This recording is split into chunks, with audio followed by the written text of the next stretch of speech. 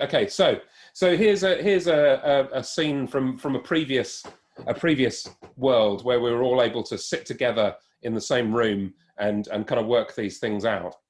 But unfortunately, life means that it probably the convening of people in a visual assembly probably needs to look a bit more like this, which is familiar to all of us because this is all of us here.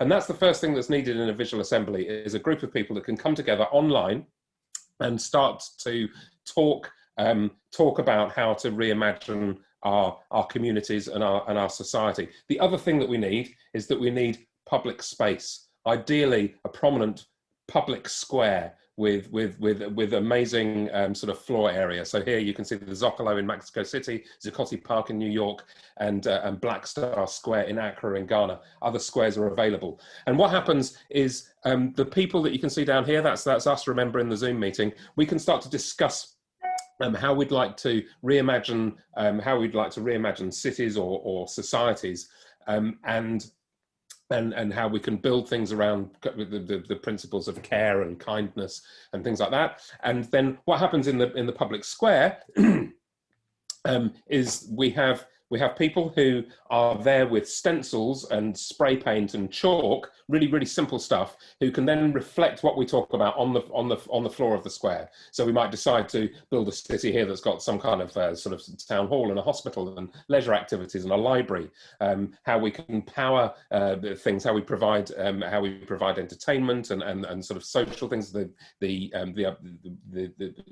planting, and how we grow food for ourselves and make the space sort of a pleasant and reimagined world to live in.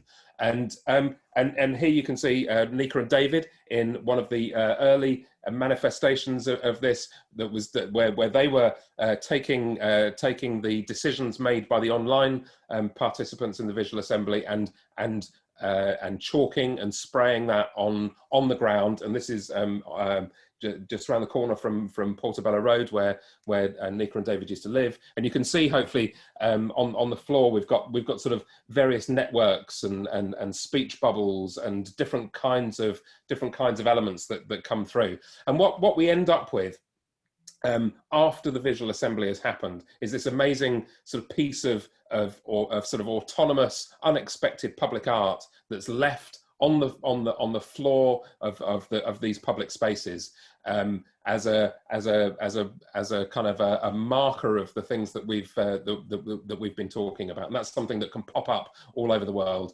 And on the right hand side here, if it's a bit difficult to read, but we can leave messages for people. And this one says community gardens instead of car parks. And that's the kind of public sort of interaction that we get from the visual assembly. So hopefully those few sort of slides give a really quick sort of impression of how a visual assembly might manifest, and the kind of the legacy, even if it's a short-term legacy that leaves.